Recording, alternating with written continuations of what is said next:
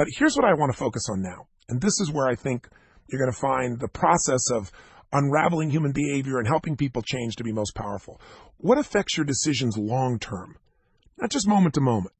What creates the long-term pattern that makes somebody really angry or really depressed? Not just in the moment, but long-term, where they start to live that way. Or somebody feel really excited or grateful or happy or playful or fun. That's shaped by three forces, the three forces of destiny that together create kind of your worldview, the way you interpret life, the way you make decisions. This is the ultimate filter. The box that we all live in is different. I like to call it the worldview, or let's say your blueprint, kind of what your mindset is about how to make decisions. And the three forces within this box, if you will, are, number one, the needs that are driving all your decisions. See, if you're doing something, if you're going after something, whether you're trying to make $1 billion, or you're trying to help your children, or you want to create peace on earth, or you just want to create comfort for yourself or your family, whatever you're doing, you have a reason. And the good news is, having been with 3 million people from 100 countries, it became obvious to me after a while that there were some common patterns. And I believe there are 6 reasons people do anything. I call them the 6 human needs. And they are briefly, number 1, certainty. Now, when I talk about certainty, I'm not talking about something that you may value or not. Values or goals or beliefs are very different than needs. Beliefs are learned. Needs are inborn. This is the driving force, one of them in all human beings. Certainty means to have a sense of certainty that you can avoid pain and that ideally you can have some comfort or pleasure. Certainty you can be comfortable at some level is certainty you can survive. So how do people get certainty? Well, we can get certainty in ways that are empowering, kind of neutral, or disempowering. So for example, you can do it by working very hard to master something. So now you're not fearful, you're not uncertain, you know how to make this thing happen. You've been doing it for years, right? Or you can do it in a negative way. You can lower your expectations.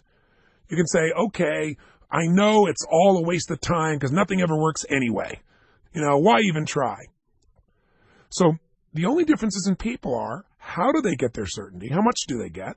And they do it in a way that's obtainable or sustainable. Does that make sense? Now, what's interesting, though, is if you were totally certain every single moment of your life, if you knew what was going to happen, when it was going to happen, how it was going to happen, then after a while, what would you start to feel? Bored. Bored out of your mind. So I always tell people, God clearly has a sense of humor because our second human need is uncertainty, right? We need uncertainty to feel alive. Think about it. Variety is the what of life? Spice. I always ask people, if your life was the same every moment, every day, you knew what was going to happen, what someone's going to say, how they're going to say it, you go crazy, right? So you got to have variety. Oh, by the way, how can you get variety? You can get it by an interesting conversation, by spending time with a friend. You can get variety by trying new things. You can go extreme, like jumping out of airplanes, or you can do it by watching an interesting movie or reading an interesting book or taking on a new goal. There are so many ways to do it. You can get variety from different foods. All variety is anything that'll change your state, that'll give you a different feeling. Does that make sense? Third human need, the need for significance, the need to feel unique, the need to feel special, the need to feel important. Who would you say needs to feel significant? Everyone. The only difference in people is, how do you go after it? What are your beliefs about how to meet this need? Do you get significance by serving, or do you get significance by dominating? Do you get significance by dressing cool and unique and having tattoos and earrings and locations we don't even want to talk about? So you feel cool and unique and special? Or do you get it by being more generous than almost anybody else around you and knowing that you come from your heart, and so you know you're unique in that way? Let me tell you a principle now, a very important one. One that if you're going to help create change in yourself or other people, you got to understand. Anytime a person links up in their mind, consciously or unconsciously, that thinking, believing, feeling, or behaving a certain way meets at least 3 of these needs, then that thought, that feeling, that emotion, or that behavior becomes an addiction. It becomes a habit. So, for example, violence has been with humanity for almost ever, and probably always will be unless we have a consciousness change, because it meets 3 needs powerfully. Certainty at a 10, significance at a 10, and variety at a very high number. Because whenever it occurs, you don't know what's going to happen. It's different every time. It also meets a fourth human need called connection. Connection and love is the fourth human need. Who needs to feel connected? Who needs to feel loved? The person says, I don't need any love. I'm an island. I'm all by myself. I don't need anybody. Oh, thou protest too much. Every human being needs it. In fact, it's in our DNA. Our need for love is our survival instinct. When you're a baby, the only way you survive is someone loves you. What does it mean when say someone loves you? It means they put you above their own needs. They put you first. So we all need connection and love. It's the deepest part of our soul. The problem is, love is a bit scary, isn't it? Man, if you love somebody and you open up, you're so vulnerable. And now, man, somebody could come and hurt you. They could take it away. So most people settle for connection. So you can connect through intimacy, through lovemaking. You can connect through a walk in nature. Anyone can get connection and love. The question is, do you do it by problems? Do you do it by giving? Do you get the need met in neutral ways, negative ways, or empowering ways? Because our life is shaped not by our needs so much, but by the ways that we've learned to meet them. So this is the first force of destiny, and these are the first four needs. The force of destiny is your needs, the driving force of life. Think of it as the target you're after. Now, remember I said there are 6 of these needs. So what's number 5 and 6? Well, the first 4 I call basically the needs of the personality. What I mean by that is everybody finds a way to meet these first 4 needs, but the ultimate needs not everybody meets. And these are what make you feel fulfilled. Not just alive, but vibrantly alive, fulfilled. And they are the needs, I think, of the spirit. Meaning, I'm not talking about religiously. I'm just saying this is what your spirit craves. And I've mentioned them earlier. Number 5 is you must grow. Everyone on earth, we either grow or we die. Everything in the universe grows or dies. A relationship is growing or it's dying. There is no neutral in-between place. It's a constant process that's occurring throughout life. And the reason we grow, I believe, is to meet our 6th human need, which is the need to contribute. We grow so we have something to give. Giving beyond yourself, contributing something is what gives life meaning. So as I said earlier, think about it. There's only so much pleasure you can get by yourself. You do something, you achieve something, you have an experience of something. What's the first thing you want to do? Tell somebody, share with somebody your experience, because what does it do? It magnifies it as you contribute that state, that feeling, that emotion, that thought, that insight to them. That's why we want to share. That's why we want to contribute at some level to other human beings. You get kissed, you make $1 million, you achieve the ultimate goal in your position, you get your kids to pass through school with flying colors, 4.0, magna cum laude, whatever. That moment is temporary. What makes you feel alive is that constant growth and feeling like it's more than just about me. If there's a lesson of life, when you want to help someone make a change, whenever they're experiencing enormous pain, they're almost always focused on themselves. They may say, no, I'm focused on my kids and I'm not making the difference I should, but they're really focused unconsciously on I'm not doing what I should have done. I'm not enough for my kids. They're focused on themselves. Get outside yourself, find a way to contribute, and it's very easy to make a meaningful change, and your life has depth. So these are the 6 human needs. Now, as I said, there's only 2 differences in people. And one of those differences is which one of these needs do you value most? In your own life, and by the way, I know this changes from situation to situation, but in your own life overall, there's a center of gravity of where you tend to focus. What I'm most interested in knowing is what are your top 2 needs? Of all 6 needs that you've got to meet, which 2 do you value most? Some people value certainty above anything else, and man, you can see it in them. They're trying to control everything and everyone. They get upset if you start to change things. They're really upset if you're late. They're trying to lock everything into place.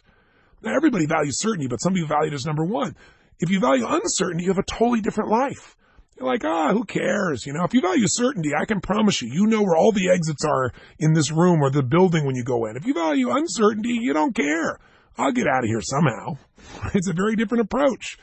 Now, everybody needs both, but which one do you value more? If you value being significant, that means you have to be most important, most unique, most different. We can predict that's a very different life than if you value love most importantly. If you're going to treat people differently, you're going to interact, different things are going to stress you. Is this making sense? So which of these 6 needs in your own life for a moment do you believe are top 2 for you? And now, at the core, we all want to give and experience love. That's the most important one. But when I say which 2 needs do you value most, I don't mean in your gut. I mean the way you live. Operationally. Do you tend to, you're a lover inside, but You want to have certainty before you open your heart? So you really value love, but the way you live is you value certainty first. Or are you a person that values significance first because you have to do these significant things before you know you're good enough to be happy or feel good or love yourself or let others love you? What do you value first? If you're really honest with yourself, what would you say the second one is? It's hardest to be honest with yourself about this because you're in the middle of it, isn't it? So when people are talking, you want to see what's driving the conversation, because if you help people meet their needs, you can change the game in a heartbeat. See, people get hooked up about how to meet their needs, and that's the second force. Remember I said two things? One is, which of these needs do you value most? Here's the second force to destiny: your belief systems. See, you have beliefs about what has to happen for you to meet these needs. We have a map. Think of your needs as the target. And if you're targeting the center of the target, the bullseye is significance, you're going to be moving in one direction of life. If the bullseye is certainty, you're going to go to a different direction. If the bullseye is love, a different direction. But how to meet that bullseye is driven by your belief systems, your map, your rule book. So how you go about meeting your needs, think of it this way in the most simplistic terms. There are many kinds of beliefs. Beliefs about what life is, beliefs about who you are, different values you have, different rules. We'll cover these, and I'll do it in a really simple way. There are 7 kinds of beliefs. We'll cover them on another day. But for right now, think of it this way. 2 people could both value significance at the top of their list as the driving force in their life. But the difference is they may have a different map about how to become significant, a different set of beliefs, a different rule book. One is Osama bin Laden. His way to become significant is to do what? To kill people, strangers, men, women, children, who he believes have a different belief or a different life or a different religious approach than he has. Now, you see, that same day of 9/11, when he was meeting his need for significance by killing people, there were firemen, New York firemen, who we all will remember for as long as we live. You know, if you're American, the images are probably deep, deep, deep in your psyche of these men, and women in some cases, running into this building where they knew their chances of coming out were very small, doing it with pure courage. Why? Why would they risk their life? Some did it because it's the ultimate significance to sacrifice your life for another. They have a different map. Their map is, if I die serving a stranger, my life has deeper meaning. Someone else is, if I die killing a stranger, my life has deeper meaning. Same need structure, different belief system. Does that make sense? So very often in life, we look at people's behaviors and we make generalizations. Oh, they're doing that for this reason. And the truth of the matter is, people do things for lots of reasons, but they may be doing it for a different reason than you think. Some people do it for certainty. Some do it for significance. Some do it for love and connection. Some do it for variety. Some do it for growth. Some do it for all the above. The more needs you can meet by taking on a behavior or a thought or an approach, the more fulfilling it is. So think of it this way. If there's a target you're after in life, a set of needs you're trying to meet that are most important to you, and that's subconsciously driving all of your decision-making, where you're going, what you're doing, what you like, what you dislike, whether you're going to meet or not is based on your map, this list of beliefs, rules, values, fears, desires. Again, we'll cover those in more detail, but they're guiding you on how to get to it. Well, a lot of people's map of the world, their blueprint, their belief systems are outdated. They've never been updated. You came up with them years ago, and so you don't get where you want to go. But the third factor that affects us is the one I've already spoken about, and that is emotion. Emotion. See, as I said earlier, people find a primary emotion, a place that they go to live. Some people, again, always find a way to be frustrated or sad or angry. Some people always find a way to feel deep emotions of feeling insecure or not enough. Some people find certainty no matter what, or they find confidence or courage no matter what the situation is. Some people are always playful. Whatever patterns of emotion you've buried into your body on a regular basis, they filter your map and they filter your needs.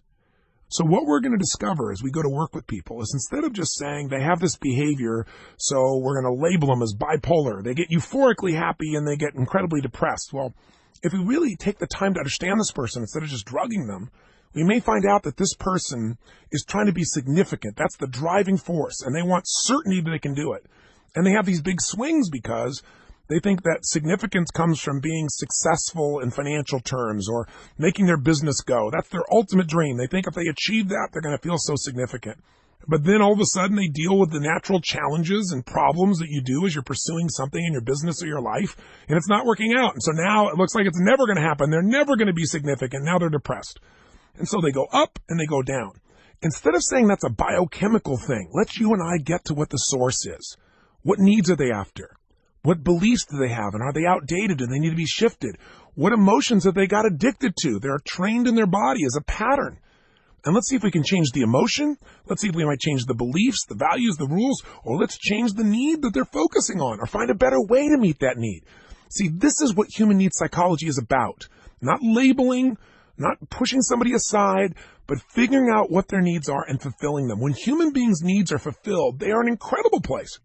Listen, the best leaders I know, General Schwarzkopf is just an amazing human being. And I remember talking with him right after the first Gulf War, when he really had made a difference, to say the least. And I talked to other people about him, and they all talked about that he's a practical psychologist. That's what this whole course is about, by the way. Not figuring out all these details so you can label somebody, figuring out how you can understand someone so you can help them, so you can help them meet their needs, so you can make the shift right away so they get fulfilled. Well, Schwarzkopf's great genius was when he was talking to a guy from Duke, he had a different tone of voice, a different way of meeting his needs, and he's talking to a guy that came from the South that's been working on the railroad before he got there. He understood what their needs were. He figured out how to meet them where they lived, and these men would live and die for this general. See, that's true of a business person, that's true of a parent, that's true of an intimate. That's why we're taking the time to understand this, not just to understand a bunch of principles or distinctions, but to use them in a pragmatic and practical way that touches human beings' lives. That's what leadership's about. If we're going to influence somebody, we got to know what already influences them. That's probably the most important distinction to remember out of this conversation. If you're going to influence someone, you got to know what already influences them. And these three forces are what influence our destiny the most. So take the time to discover them. And in the next 10 days, each day, we're going to go through one step a day, take all this that I'm dumping on you, take heart, break it down to one thing, and just really master it. So that at the end of the 10 days, you'll have it in your body, and you'll be doing this for the people you care about, or in your business, or for yourself, or anywhere else you want to make a difference.